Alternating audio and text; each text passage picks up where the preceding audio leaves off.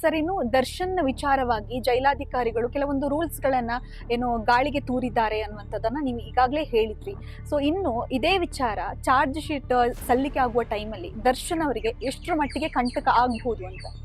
ಇಲ್ಲ, ಇದು ದರ್ಶನ್ ಏನ್ ತಪ್ಪು ಮಾಡಿದ್ರಲ್ಲ ಅದಕ್ಕೆ ಅದು ಇದಾಗುತ್ತೆ. ಇದು ದರ್ಶನ್ ಏನಿದ್ರಲ್ಲಿ ಪಾತ್ರ, ಇದು ಪೂರ್ತಿ ಜೈಲಾಧಿಕಾರಿಗಳನ್ನ ಮಿಸ್ಯೂಸ್. ಇದು ನಾನು ದೂರು ಕೊಟ್ರೆ ಯಾವುದೇ ರೀತಿ ದರ್ಶನ್ ಇದ್ರಲ್ಲಿ ಇದಾಗಲ್ಲ. ಜೈಲಾಧಿಕಾರಿ ಪನಿಷ್ಮೆಂಟ್ ಆಗ್ಬೇಕು ಅಷ್ಟೇ. ಕ್ರಮ ತಗೊಂಡ್ರೆ ಪಾಪ ಅವ್ರಿಗೇನು ದರ್ಶನ್ ಇವರು ಏನು ಇದ್ರಲ್ಲಿ ಏನಿಲ್ಲ, ಇದ್ರ ಪಾತ್ರ ಇಲ್ಲ ಇದ್ರಲ್ಲಿ. ಜೈಲಾಧಿಕಾರಿಗಳಿಗೆ ಈಗ ಇದನ್ನೆಲ್ಲ ನಂಗೆ ಮಾಹಿತಿ ಕೊಟ್ಟಿರೋದು ದರ್ಶನ್ ಅಲ್ಲ, ಜೈಲಾಧಿಕಾರಿ. ಹಂಗಾಗಿ no way it connected to the Darshan case. Darshan ಅಂತ ಹೇಳಿದ್ರೆ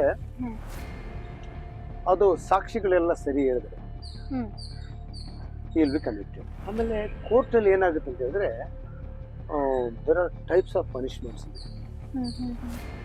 ಈಗ ಮರ್ಡರ್ ಕೇಸಲ್ಲಿ 40 years ಅಂತ ಹೇಳ್ತಾರೆ, 60 years ಅಂತ ಹೇಳ್ತಾರೆ, up to the last breath ಅಂತ ಹೇಳ್ತಾರೆ, ಕೊನೆ ಉಸಿರು ಅಂತ ಹೇಳ್ತಾರೆ, ಅದಿರ್ತದೆ. ಆಮೇಲೆ the last punishment is hanging ಅಂತ ಹೇಳ್ತಾರೆ. ಅದೆಲ್ಲ ಕೂಡ ರೇರೆಸ್ಟ್ ಇನ್ ರೇರ್ ಕೇಸ್ ಅಂತ ತಗೊಳ್ತಾರೆ, ರೇರೆಸ್ಟ್ ಇನ್ ರೇರ್ ಕೇಸ್ ಅಂತ ತಗೊಳ್ತಾರೆ. ಸೊ ದಟ್ ಈಸ್ ಅದು ಜಡ್ಜಸ್ ಮೇಲೆ ಡಿಪೆಂಡ್ ಆಗುತ್ತೆ. ನಾವು ಮಾತಾಡಬಾರ್ದು ಅದ್ರ ಬಗ್ಗೆ, ಕಾನೂನು ಅದು, ಅದೊಂದು ಪವಿತ್ರವಾದಂತ ಒಂದು ಗ್ರಂಥ ಅದನ್ನ ಮಾತಾಡಿ ಅಂದ್ರೆ ಯಾವ ರೀತಿ ಮಾಡ್ಬೋದು ಅನ್ನೋದನ್ನ ನಾನು ಹೇಳಿದ್ದೆ, ಇಷ್ಟು ಹಿಂಗೆ ಹೇಳಿದೆ ಆಗುತ್ತೆ. ಸಾಕ್ಷಿಗಳು ಸರಿ ಹೇಳದೆ ಇದ್ದಾಗ ಬರುತ್ತೆ ನೋಡಿ, ಜಡ್ಜ್ಮೆಂಟ್ ಅಲ್ಲಿ ಬರುತ್ತೆ ನೋಡಿ, the prosecution has not proved the allegation made by the police against the accused ಬರುತ್ತಲ್ಲ, ಆಗ ಬಿಡುಗಡೆ ಆಗೋ ಚಾನ್ಸಸ್ ಇದೆ. ಆಮೇಲೆ ಈ ಬೆಸ್ಟ್ ಬೇಕರಿ ಕೇಸ್ ಗುಜರಾತ್ ಇದರಲ್ಲಿ ಆದಾಗ ಸಾಕ್ಷಿಗಳೆಲ್ಲ ಸರಿಯಾಗಿ ಹೇಳಿಲ್ಲ ಅಂದ್ಬಿಟ್ಟು ಐ ರಿಮೆಂಬರ್ ದಟ್. ಅವ್ರ ಸಾಕ್ಷಿಗಳು ಏನ್ ಹೇಳಿಕೆ ಕೊಡ್ತಾರಲ್ಲ ಅದನ್ನೇ ಹೇಳ್ಬೇಕಲ್ಲಿ. ಅರ್ಥ ಆಯ್ತಮ್ಮ? ಅಲ್ಲಿ ಹೇಳಿಕೆ ಕೊಟ್ಟಿರೋದೇ ಒಂದು, ಅಲ್ಲಿ ಬಂದು ಹೇಳಿದೆ ಒಂದು, ಅವ್ರಿಗೆ ಜೈಲಾಗ ಆಗ್ಬಿಟ್ರು. ಅದು ತುಂಬಾ ನಮ್ಗೆ ಒಂದು ನಮ್ಮ ದೇಶದಲ್ಲಿ ಒಂಥರ ಅದು ಇಟ್ಸ್ ಬ್ಯೂಟಿಫುಲ್ ಕೇಸ್. ಅದು ನೀವು ಏನ್ ಹೇಳಿಕೆ ಕೊಡ್ತಿರಲ್ಲ ಇನಿಷಿಯಲ್ ಸ್ಟೇಜ್ ಅಲ್ಲಿ, ಅದಕ್ಕೆ ಸ್ಟಿಕ್ ಆನ್ ಆಗ್ಬೇಕು. ಅದರಂತೆ ನೀವು ಕೋರ್ಟಲ್ಲಿ ಡಿಪೋಸಿಷನ್ ಕೊಟ್ಟು ಹೇಳ್ಬೇಕು. ಸೊ ಅದನ್ನ ಹಾಸ್ಟೆಲ್ ಅಂತ ಹೇಳ್ತಾರೆ. ಹಾಸ್ಟೆಲ್ ಆಗಿ ಆ ಕೇಸಲ್ಲಿ ಅವ್ರ ಮೇಲೆ ಕೇಸ್ ಹಾಕಿ ಅವ್ರು ಜೈಲಲ್ಲಿ ಕಳಿಸಿದ್ರು ಅವ್ರು. ಆ ತರ ಎಲ್ಲ ಚಾನ್ಸಸ್ ಇದೆ ಇಲ್ಲಿ. ಈಗ ತನಿಖೆ ಯಾರು ಮಾಡ್ತಾ ಇದಾರೋ, ನನ್ಗಂತೂ really have to praise the DCP Girish and the ACP Rohan ಏನ್ ಹೆಸರು ಬರುತ್ತೆ, ಎಕ್ಸಲೆಂಟ್ ಜಾಬ್ ಯಾವ್ದು. ಮತ್ತೆ ಚಾರ್ಜ್ ಶೀಟ್ ಮಾಡ್ತಾರೆ. ಚಾರ್ಜ್ ಶೀಟ್ ಅಲ್ಲಿ ಸಾಕ್ಷಿಗಳು ಅವ್ರು ಏನೇನು ಹೇಳಿಕೆ ಕೊಟ್ಟಿದಾರೋ ಅದೇ ರೀತಿ ಅವ್ರು ಹೇಳಿದ್ರೆ the case will be connected. In all cases, not only this case, in all cases ಸಾಕ್ಷಿಗಳು ಸರಿಯಾಗಿ ಹೇಳಿದ್ರೆ it will be connected, connection ಹಾಗೆ ಆಗುತ್ತೆ. ಓಕೆ. ಇನ್ನು ಇದಕ್ಕೂ ಕೂಡ ಅಥವಾ ಬೇಲ್ ಆಗುವಂತಹ ಸಾಧ್ಯತೆ ಎಷ್ಟು ದಿನದಲ್ಲಿ ಬೇಲ್ ಸಿಗಬಹುದು, ಅಥವಾ ಈ ತರ ದರ್ಶನ ವಿಚಾರದಲ್ಲಿ ಹೇಳೋದಾದ್ರೆ ಇದು ಎಷ್ಟು ದಿನಗಳಂತ ಇಲ್ಲಮ್ಮ, ಅದು ಬರಲ್ಲ. ಮತ್ತೆ ಮೊನ್ನೆ ಕೂಡ ಸುಪ್ರೀಂ ಕೋರ್ಟ್ ಹೇಳಿದಾರಲ್ಲ, ಅವನು 2 ವರ್ಷ ಇದ್ರ ಅದಕ್ಕಾಗಿ ಬೇಲ್ ಕೊಡಿ. ನೋ, ಅವನಿಗೆ ಡಿಪೆಂಡೆಂಟ್ಸ್, ತಾಯಿ ಇದಾರೆ, ಹೆಂಡತಿ ಮಕ್ಳು ಇದಾರೆ, dependent, is only sole member, is only earning member, ಹಂಗಲ್ಲ. ಇಲ್ಲ, ಸಾಕ್ಷಾತ್ ಕೇಸ್ ಮೇಲೆ ಹೋಗುತ್ತೆ ಅದು. ಹೌದು. ಈಗ ಅವರು ಅದರಲ್ಲಿ ಇನ್ವಾಲ್ವ್ಮೆಂಟ್ ಇದೆಯಾ ಇಲ್ವಾ ಅಂತ ಜಡ್ಜಸ್ಗೆ ನೀವು ಕನ್ವಿನ್ಸ್ ಮಾಡಿದ್ರೆ, ಜಡ್ಜ್ ಕನ್ವಿನ್ಸ್ ಆದ್ರೆ ಈ ಮೇ ಗೆಟ್ ಬೇಲ್. ಜಡ್ಜಸ್ಗೆ ಅದೇ ಅವ್ರು ಕನ್ವಿನ್ಸ್ ಆಗ್ಬೇಕು, ಇವರು ಆ ತರದಲ್ಲಿ ಇರಬೇಕಾಗುತ್ತೆ. ಖಂಡಿತ ಕನ್ವಿನ್ಸ್ ಆಗ್ಬೇಕು. What is the participation of the accused in the case ಅಂತ ಹೇಳ್ತಾರೆ. The participation of the case ಅಂತ ಹೇಳ್ತಾರೆ. ಮತ್ತೆ ಈಗ ನಿನ್ನೆ ನನ್ಗೆ ಏನೋ ಮಾಹಿತಿ ಪೇಪರ್ ಓದ್ಕೊಂಡೆ ನಾನು, ಈ ತರ ಬ್ಲಡ್ ಸ್ಟೈನ್ಸ್ ಎಲ್ಲ ಇವರು ಬಟ್ಟೆ ಮೇಲೆ ಬಿದ್ದಿತ್ತು, ಅದೆಲ್ಲ ಅದ್ರ ಸ್ವಲ್ಪ ಕಷ್ಟ ಆಗಬಹುದು ಅಂತ ನನ್ಗೆ ಇದಾಗುತ್ತೆ. ಅಂದ್ರೆ ಅವರ ಬಟ್ಟೆ ಮೇಲೆ ರಕ್ತದ ಹೌದು, ಯಾರ್ದು ನಮ್ಮ ದರ್ಶನ್ ಇಲ್ಲ, ದರ್ಶನ್ ಬಟ್ಟೆ ಮೇಲೆ ಅವರ ಬಟ್ಟೆ ಇವ್ರು ಸತ್ತೋಗಿದಾನಲ್ಲ ಆ ಸ್ವಾಮಿ. ಆತರ ಆದ್ರೆ ಅವ್ರಿಗೆ ಏನು ಇನ್ನ ಹೇಗೆ ಸಮಸ್ಯೆ ಕಾಡ್ಬೋದು ಸರ್ ಇನ್ ನೆಕ್ಸ್ಟ್ ದಿನಗಳಲ್ಲಿ? ಈ ತರ ಕೆಲವೊಂದು ಅದೇ ಬ್ಲಡ್ದು ಸ್ಯಾಂಪಲ್ ಸಿಕ್ತು ಅಂದ್ರೆ ಬಟ್ಟೆ ಮೇಲೆ ಆಗಿತ್ತು ಬ್ಲಡ್ ಅನ್ನುವಂಥದ್ದು ಆಲ್ರೆಡಿ ಹೇಳ್ತಿದಾರಲ್ವಾ. ಸೊ ನೆಕ್ಸ್ಟ್ ಅದು ಎಷ್ಟು ಸಮಸ್ಯೆ ಆಗ್ಬೋದು ಅವ್ರಿಗೆ? ಈಗ ಬೇಲ್ ಮ್ಯಾಟರ್ ಅಷ್ಟೇ. ಈಗ ಇನ್ನ ಚಾರ್ಜ್ ಶೀಟ್ ಹಾಕ್ಲಿಲ್ಲ. ಚಾರ್ಜ್ ಶೀಟ್ ಆದ್ಮೇಲೆ ಪ್ರಾಸಿಕ್ಯೂಷನ್ ಸ್ಟಾರ್ಟ್ ಆಗುತ್ತೆ, ಅದು ಆಮೇಲೆ ಎವಿಡೆನ್ಸ್ ಆಗುತ್ತೆ, ಅವೆಲ್ಲ ಇದಾಗುತ್ತೆ. ಈ ಸದ್ಯಕ್ಕೆ ಬೇಲ್, ಕ್ವಶನ್ ಇಸ್ ಬೇಲ್. ಅದಕ್ಕೆ ಬೇಲ್ ಕೊಡ್ಬೇಕಾದ್ರೆ ಅದೇ ಅವ್ರ ಪಾರ್ಟಿಸಿಪೇಷನ್ ಇದೆ ಅವ್ರದ್ದು, ಮತ್ತೆ FSL ರಿಪೋರ್ಟ್ ಇವೆಲ್ಲ ಬರುತ್ತೆ. ಇವೆಲ್ಲ ನೋಡಿನೇ ಜಡ್ಜಸ್ ತೀರ್ಮಾನ ಮಾಡೋದು.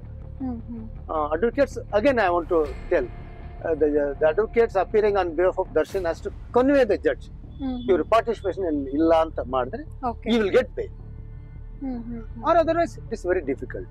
Again it is the judges ಅವ್ರ ಕೈಲಿ ಇದೆ ಅದು. bail ಕೊಡ್ಬೇಕಾ ಕೊಡಬಾರ್ದಾ, ಕೊಟ್ರೆ ಇದು ನಾಳೆ ಸಮಾಜ ಮೇಲೆ ಏನು ಬೀಳುತ್ತೆ ಇದು, ದಟ್ಸ್ ವೆರಿ, ಅದನ್ನ ನೋಡಿ ಬರೀತಾರೆ ಜಡ್ಜಸ್ ಎಲ್ಲ. ಜಡ್ಜಸ್ ಬೇಲ್ ಕೊಡ್ಬೇಕಾದ್ರೆ ಇಟ್ ಇಸ್ ನಾಟ್ ದಟ್ ಅಯ್ಯೋ ಪಾಪ no no no no no no no no no no ಯಾವ ರೀತಿ ಪರಿಣಾಮ ಬೀಳುತ್ತೆ ಸಮಾಜ ಮೇಲೆ ಅದು ಕೂಡ ಇದಾಗುತ್ತೆ. ನಾಳೆ ಯಾಕಂತ ಹೇಳಿದ್ರೆ ನಾಳೆ ಎಲ್ಲ ರೆಡಿ ಆಗ್ಬಿಡ್ತಾರೆ. ಬಿಡ್ರಿ ಏನ್ ಹೇಳ್ತಾರೆ ಅಂತ ಹೇಳಿದ್ರೆ ದರ್ಶನ ಸಿ ಇಲ್ಲಿ ಏನಾಯ್ತು ಅಂತ ಹೇಳಿದ್ರೆ ಇವ್ರು ಬಂದ್ರು ಹೊಡೆದ್ರು, ಆಮೇಲೆ ತಗೊಂಡು ಬಂದು ಮೋರಿಗೆ ಬಿಸಾಕಿದ್ದು, ಆಮೇಲೆ ನಾಯಿಗಳೆಲ್ಲ ತಿಂದು ಇದೆಲ್ಲ ಸಿ ಇದು ನಾವೆಲ್ಲ ಮನುಷ್ಯರಲ್ಲಮ್ಮ, ವಿರ್ ಆಲ್ ಹ್ಯೂಮನ್ ಬೀಯಿಂಗ್. ಭಗವಂತನ ಸೃಷ್ಟಿಯಲ್ಲಿ ಇದು ತುಂಬಾ ಒಂದು ಇದು ಮನುಷ್ಯನ ಒಂದು ಸೃಷ್ಟಿ ಅಂತ ಹೇಳೋದು. ಆ ರೀತಿ ಪಾಪ ಅವರು ಹೆಂಡತಿ, ಆ ಹೊಟ್ಟೆಯಲ್ಲಿ ಮಗು, ತಂದೆ ತಾಯಿ ಇವೆಲ್ಲ ಏನಾಗುತ್ತೆ ಅಂತ ಹೇಳಿದ್ರೆ ಸೊಸೈಟಿಯಲ್ಲಿ ನಾಳೆ ಇದು ಒಂದು ಈಸಿ ಆಗ್ಬಾರ್ದು. Should not be easy task. ಈಗಾಗಲೇ ಈಗ ಯಂಗ್ಸ್ಟರ್ಸ್, ಇವತ್ತಿನ ಯಂಗ್ಸ್ಟರ್ಸ್ ನಾನು ನೋಡ್ತಾ ಇದೀನಲ್ಲ, ಬಿಡು ಅಂತ ಇರ್ತಲ್ಲ, ಅವ್ರಿಗೆಲ್ಲ ಲೆಸನ್ ಆಗ್ಬೇಕು. Generally I am talking, Darshan case ಪಕ್ಕಕ್ಕಿಟ್ಟು ಹೇಳ್ತೀನಿ. ಒಂದು ಇದು ಜನರಲೈಸ್ ಆಗ್ಬೇಕು. ಇವನಿಗೆ ಇದನ್ನೆಲ್ಲ ಯೋಚನೆ ಮಾಡ್ತಾರೆ. ಯಾಕಂದ್ರೆ ದರ್ಶನ್ ವಿಚಾರ ಅಂತಲ್ಲ, ಯಾವುದೇ ವಿಚಾರ ಆಗ್ಲಿ ಹೌದು ಹಂಗಾಗ್ಬೇಕು. ಸೊ ಇದನ್ನ ಸಮಾಜದ ಒಂದು ದೃಷ್ಟಿಯನ್ನ ಇಟ್ಕೊಂಡು ಜಡ್ಜಸ್ ಬರೀತಾರೆ. ಇಲ್ಲ ಅಂತ ಹೇಳಿದ್ರೆ ಅವತ್ತೇ ಆಗ್ಬೇಕೈತಲ್ಲ, ಯಾವತ್ತು ಅರೆಸ್ಟ್ ಮಾಡೋದು ಮಾರ ಬೇಲ ಒಂದ್ ವಾರಕ್ಕೆ ಆಗ್ತಾ ಇತ್ತು. ಕರೆಕ್ಟ್. ಇದೆಲ್ಲ ದಟ್ಸ್ ಲೆಫ್ಟ್ ದ ಕೋರ್ಟ್. ನಾನು ಅದ್ರ ಮಾತಾಡಕ್ಕೆ ಸರಿ ಇಲ್ಲ. ಅದು ಇದು this is not the time to talk also. ಹೌದು ಸರ್. ಇನ್ನ ನೀವು ಆಲ್ರೆಡಿ ಈಗ ಪರಮೇಶ್ವರ್ ಅವರಿಗೆ ಲೆಟರ್ ಕೂಡ ಬರ್ದಿದ್ದೀರಾ. ಇದು ಲೆಟರ್ ಅಲ್ಲಿ ಏನಿದೆ ಸರ್? ಜೊತೆಗೆ ಯಾಕೆ ಈ ತರ ಲೆಟರ್ ಬರಿತಾ ಇದ್ದೀರಾ ಅನ್ನುವಂಥದ್ದು ನಮ್ಮ ವೀಕ್ಷಕರಿಗೆ ತಿಳಿಸ್ಕೊಡಿ. ಈಗ ನೋಡಿ, ಇದೆ ಲೆಟರ್, ಈ ಲೆಟರ್ ಮಾಡಿದ್ದೀನಿ. ಇದು ಗೃಹ ಮಂತ್ರಿಗಳಾದಂತ ಪರಮೇಶ್ವರ್ ಅವರಿಗೆ ಮಾಡಿದ್ದೀನಿ. ಆಮೇಲೆ ಶ್ರೀ ಉಮಾಶಂಕರ್ ಹೋಮ್ ಸೆಕ್ರೆಟರಿ ಮಂತ್ರಿಗಳಾದ್ಮೇಲೆ ಇವರೇ ಬರ್ತಾರೆ, ಅವ್ರಿಗೂ ಆಗಿದೆ. ಆಮೇಲೆ director general, inspector general of police ಅವ್ರದ್ದು. ಆಮೇಲೆ ನಾಲ್ಕನೇದು the additional director general of ADGP presence, ಅವರು ಕೂಡ ಬರೆದು ಯಾವ ಅಧಿಕಾರಿಗಳು ಇದನ್ನೆಲ್ಲ ತಪ್ಪು ಮಾಡಿದಾರಲ್ಲ ಅವ್ರ ಮೇಲೆ ಸೂಕ್ತವಾದ ಕ್ರಮ ತಗೋಬೇಕಂದ್ಬಿಟ್ಟು ಪತ್ರ ಬರೆದಿದ್ದೀನಿ ನಾನು. ಅಂದ್ರೆ ನೆಕ್ಸ್ಟ್ ನೀವು ಯಾವ ತರ ಇದಕ್ಕೆ ಕ್ರಮಗಳನ್ನ ನೀವು ಅಂದ್ರೆ ತಗೋಬೇಕು ಅಂತ ಇದ್ದೀರಾ, ಅಥವಾ ಏನೆಲ್ಲ ಪ್ರಶ್ನೆ ಮಾಡ್ಬೇಕು ಅಂತ ಇದ್ದೀರಾ ಇದಾದ್ಮೇಲೆ? ಈಗ ನಾನು ಇದರಲ್ಲಿ ಕೊನೆಯಲ್ಲಿ ನಾನು ಒಂದು 15 ದಿವಸ ಅಥವಾ ಒಂದು ತಿಂಗಳ ಟೈಮ್ ನಾನು ತಗೊಳ್ತೀನಿ. ಆ ಟೈಮ್ ಒಳಗಡೆ ಅವರು ಆಕ್ಷನ್ ತಗೋದೇ ಇದ್ದಾಗ no other I have to go to the court. ಕಾನೂನು ಮೇಲೆ ಹೋಗ್ಬೇಕಾಗಿ ಬರುತ್ತೆ. It's not a small issue. ಕಾನೂನು ಬರ ಹೋಗಿ I will fight till the end. Sir, ಇನ್ನೊಂದು ಪ್ರಶ್ನೆ ನಿಮ್ಗೆ.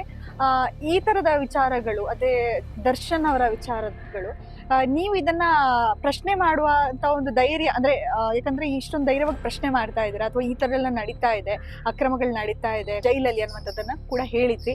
ಸೊ ಹೇಗೆ ಸರ್, ನಿಮ್ಗೆ ಯಾಕೆ ಇದೇ ವಿಚಾರಕ್ಕೆ ಇಷ್ಟೊಂದು ಇನ್ವಾಲ್ವ್ ಆಗಿ ನೀವು ಮುಂದುವರಿತಾ ಇದ್ದೀರಾ ಅನ್ನುವಂತ ಒಂದು ಚಿಕ್ಕ ಪ್ರಶ್ನೆ ನಿಮ್ಗೆ. ಗುಡ್. ನೀವು ಇದು ಒಂದೇ ನೋಡ್ತಾ ಇದ್ದೀರಾ, ಅರ್ಥ ಆಯ್ತಾ? ಒಂದೇ ಕಾಣ್ತಾ ಇದೆ. ನಾನು ಯಾವಾಗ ಮನಮೋಹನ್ ಸಿಂಗ್ ಪ್ರಧಾನಿ ಆಗಿದ್ರಲ್ಲ, ಅವ್ರ ಮೇಲೆ ಕೂಡ ಒಂದು ಸೀರಿಯಸ್ ಅಲಿಗೇಷನ್ ಮಾಡಿದ್ದೀನಿ. ಅದು ಮನಮೋಹನ್ ಸಿಂಗ್ ಮತ್ತೆ ಸೋನಿಯಾ ಗಾಂಧಿ ಅವರು ಹ್ಮ್.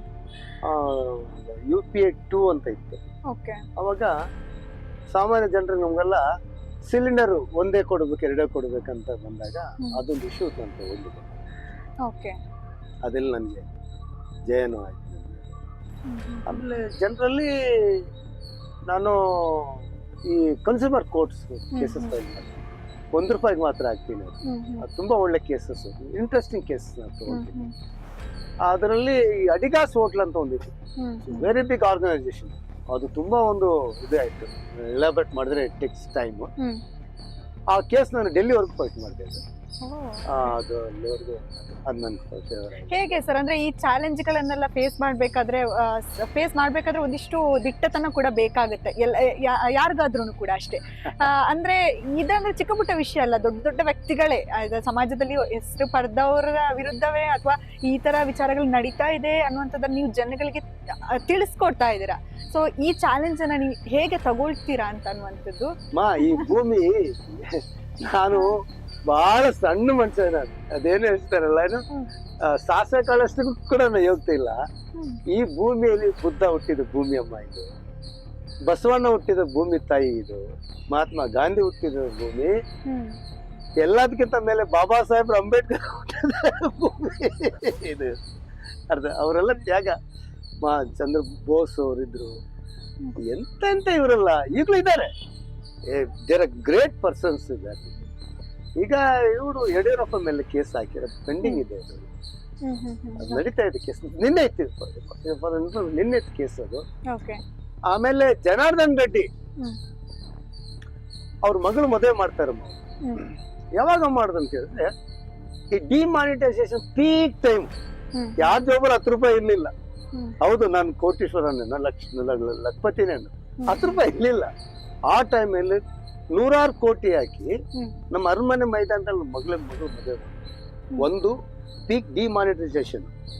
ಎರಡನೇದು ಕೇವಲ ಒಂದೇ ವಾರ ಆಯ್ತು, 3.5 ವರ್ಷ ಜೈಲಲ್ಲಿದ್ರು. 1 ವಾರ ಮಾತ್ರ ಜೈಲಿಂದ ಬಂದು ಸುಪ್ರೀಂ ಕೋರ್ಟ್ ಅಲ್ಲಿ ಅವ್ರ ಪ್ರಾಪರ್ಟೀಸ್ ಎಲ್ಲಾನು ಕೂಡ ಅಟ್ಯಾಚ್ ಮಾಡಿದ್ದಾರೆ, ಇನ್ಕ್ಲೂಡಿಂಗ್ ಹೆಲಿಕಾಪ್ಟರ್. ಆಮೇಲೆ ಯಾವ ಕಾರಣಕ್ಕೂ ಕೂಡ ಅವರು ಬಳ್ಳಾರಿಗೆ ಹೋಗ್ಬಾರ್ದು, ಇದೆಲ್ಲ ಇತ್ತು. ಈ ಟೈಮಲ್ಲಿ ಅವರು 100 ಕೋಟಿ ಹಾಕಿ ಮದುವೆ ಮಾಡಿದ್ರು. ನೋಡ್ತಾ ಇದ್ದೆ ನಾನು, ಯಾರು ಇನ್ಕಮ್ ಟ್ಯಾಕ್ಸ್ ಏನೋ ಫೈಲ್ ಮಾಡ್ತಾರ. ಇದು ರಾಜಕೀಯ, ಇದು ಪ್ಯೂರ್ಲಿ ಪಾಲಿಟಿಕ್ಸ್. ಅವರು ಒಂದು ಪೊಲಿಟಿಕಲ್ ಪಾರ್ಟಿಯಲ್ಲಿ ಇದ್ರು, ಅವ್ರು ರೂಲಿಂಗ್ ಅಲ್ಲಿ ಇದ್ರು. ಅದರಿಂದ ಅವ್ರು ಏನು ಮಾತಾಡ್ಲಿಲ್ಲ. ಅವ್ರು ಓಪನ್ ಆಗಿ ಹೇಳ್ತೀನಿ. ಸೊ ನಾಳೆ ಮದುವೆ ಅಂದ್ರೆ ಬಿಫೋರ್ ಡೇ, ಮೊದಲನೇ ದಿವಸ ನಾನು ಫೈಲ್ ಮಾಡಿ, ಅದು ಕೇಸ್ ನಡೀತಾ ಇದೆ. ಅದು ನಡೀತಾ ಇದೆ. ಆ ಥರ ತುಂಬಾ ಇದೆಲ್ಲ ಇಂಟ್ರೆಸ್ಟಿಂಗ್. ಜನರಿಗೆ ಹೋಗ್ಬೇಕಾದ್ರೆ ಮಾಡ್ತಾ ಇರ್ತೀನಿ. ಆಮೇಲೆ ಇದೇ ದರ್ಶನ್ದು, ಆಮೇಲೆ ಶಾಮನೂರ್ ಶಿವಶಂಕರಪ್ಪ ಅವ್ರದ್ದು ಒಂದು ಮಾಡಿದ್ದೇನೆ, ಈ ಡೆಮಾಲಿಷನ್ ಡ್ರೈವ್ ಅಂತ ಐಟಮ್. ಅಂದ್ರೆ ಈ ರಾಜಕಾಲುವೆ ಮೇಲೆ ಮನೆಗಳು ಕಟ್ತಾರೆ ಅಂದ್ಬಿಟ್ಟು ಈ BBMP ಅವರು ತುಂಬಾ ಅದು ನೋವಿನ ಸಂಗತಿ. 100 ಮನೆಗಳನ್ನ ಹೊಡೆದಾಗ್ಬಿಟ್ಟು ಒಂದೇ ದಿನಕ್ಕೆ 2 ಮನೆ ಬಿಟ್ರು. ಅದಕ್ಕೆ ಅದು ಒಂದು ದರ್ಶನ್ ಮನೆ, ಇನ್ನೊಂದು ಶಾಮನೂರ್ ಶಿವಶಂಕರ್. ಸೊ ಅವಾಗ ಏನಾಗುತ್ತೆ ನಮ್ಗೆ ಅಂತ ಹೇಳಿದ್ರೆ, ಇಷ್ಟೆಲ್ಲ ಅನ್ಯಾಯ ಆಗ್ಬೇಕಾದ್ರೆ ಹೆಂಗಯ್ಯನ ಕೂತ್ಕೊಳ್ಳೋಕ್ಕಾಗುತ್ತೆ. ನಮ್ ಮಾಡಲ್ ನಾನು ಇಷ್ಟು ಹೇಳ್ದಲ್ಲ, ಒಂದು ಪಟ್ಟಿ ಹೇಳ್ದ, ತುಂಬಾ ದೊಡ್ಡದು. ಅವರೆಲ್ಲ ಯಾವ್ದಕ್ಕೆ ಫೈಟ್ ಮಾಡಿದ್ರು, ಗಾಂಧೀಜಿ ಕೊನೆಗೆ ಹೆಂಗ್ ಸತ್ತರು. ಸೊ ಇವೆಲ್ಲ ನಮ್ಗೆ ಬರುತ್ತೆ ನನಗೆ. ಸೊ ಮತ್ತೆ ನಮ್ಗೇನಂತ ಹೇಳಿದ್ರೆ, ಸಾವಿರದ ಖಚಿತ ತಾಯಿ, ಅದು ಅದನ್ನ ನುಂಗಿದ್ದೀನಿ ನಾನು. ಅದನ್ನ ಈಗ ಮಕ್ಕಳು ಹುಡ್ತಾರಲ್ಲ, ಒಂದ್ ದಿವ್ಸನೂ ಇರಲ್ಲ, ಲಕ್ಷಗಟ್ಟಲೆ ಮಕ್ಕಳು ಸಾಯ್ತಾರೆ. ಅದನ್ನ ಕಂಪೇರ್ ಮಾಡಿದಾಗ ಇವತ್ತು 65, ನಾನು ಇವತ್ತು ಅಷ್ಟೇ ಸಂಖ್ಯೆ ಮಕ್ಕಳು ತಾಯಿ ಹೊಟ್ಟೆಂದು ಬರ್ತಾನೆ ಸತ್ತು ಬರುತ್ತಲ್ಲ, 65 ಅದು ಆಗುತ್ತೆ. ಅವೆಲ್ಲ ನಾನು ಹೇಳ್ತೀನಲ್ಲ, ನಾನು ಈ ಸಮಾಜದಲ್ಲಿ ಒಂದು ಸಾಸಿವೆ ಕಾಳಿಗಿಂತ ಕಡಿಮೆ ಇದೆ. The great persons are there, fighters are there. ಅದಕ್ಕೆ ದೇಶ ನಿಂತಿರೋದು ಇವತ್ತು. ದೇಶ ನಿಂತಿದ್ರೆ ಅಂಥವ್ರು ಇರೋದಕ್ಕೆ ನಿಂತಿರೋದು. ಓಕೆ ಸರ್, ಇಷ್ಟೊತ್ತು ಮಾತನಾಡಿದಿರ ಸಂಜೀವಾಣಿ ಜೊತೆ. ಹಾಗೆಯೇ ಜೈಲಿನಲ್ಲಿ ಜೈಲಾಧಿಕಾರಿಗಳು ಎಷ್ಟೆಲ್ಲ ನಿಯಮಗಳನ್ನ ಗಾಳಿಗೆ ತೂರ್ತಾರೆ, ಜೊತೆಗೆ ಈ ತರ ಎಲ್ಲ ಷರತ್ತುಗಳಿದ್ದಾವೆ, ಎಲ್ಲವನ್ನ ಕೂಡ ಕಂಪ್ಲೀಟ್ ಆಗಿ ನಮಗೆ ತಿಳಿಸಿಕೊಟ್ಟಿದ್ದೀರಾ. ಧನ್ಯವಾದಗಳು ಸರ್. Thank you. ಎಸ್, ನೋಡಿದ್ರಲ್ಲ ವೀಕ್ಷಕರೇ, ಮಾನವ ಹಕ್ಕುಗಳ ಹೋರಾಟಗಾರರಾದಂತಹ ನರಸಿಂಹಮೂರ್ತಿ ಅವರು ನಮಗೆ ಸಂಪೂರ್ಣವಾದಂತಹ ಮಾಹಿತಿಯನ್ನ ನೀಡಿದ್ರು. ಜೈಲಿನಲ್ಲಿ ಸಾಮಾನ್ಯ ವ್ಯಕ್ತಿಗಳಿಗೆ ಹೇಗೆಲ್ಲ ಏನು ಫೆಸಿಲಿಟಿಗಳು ಇರುತ್ತೆ, ಅದರ ಜೊತೆಗೆ ಅಲ್ಲಿ ಯಾವ ರೀತಿಯಾಗಿ ಅಕ್ರಮಗಳು ನಡೀತಾ ಇದೆ ಇವಾಗ ಪ್ರೆಸೆಂಟ್ ಆಗಿ ದರ್ಶನ್ ಅವರ ವಿಚಾರಕ್ಕೆ ಸಂಬಂಧಪಟ್ಟ ಹಾಗೆ ಎಲ್ಲವನ್ನ ಕೂಡ ಮಾಹಿತಿಯನ್ನ ನೀಡಿದ್ರು. ಅದರ ಜೊತೆಗೆ ಬರೀ ದರ್ಶನ್ ಅವ್ರದ್ದು ಮಾತ್ರ ಅಲ್ಲ, ಬೇರೆ ಬೇರೆ ಸೆಲೆಬ್ರಿಟಿಗಳು ಇರ್ಬೋದು ಅಥವಾ ರಾಜಕಾರಣಿಗಳಿರ್ಬೋದು, ಎಲ್ಲರಿಗೂ ಕೂಡ ಯಾವ ರೀತಿಯಾಗಿ ಜೈಲಿನಲ್ಲಿ ನೋಡ್ಕೋತಾರೆ ಎಲ್ಲವನ್ನು ಕೂಡ ಮಾಹಿತಿಯನ್ನ ನೀಡಿದ್ರು. ಇದಾಗಿತ್ತು ಈ ಹೊತ್ತಿನ ವಿಶೇಷ. ನೋಡ್ತಾ ಇರಿ ಸಂಜೆವಾಣಿ.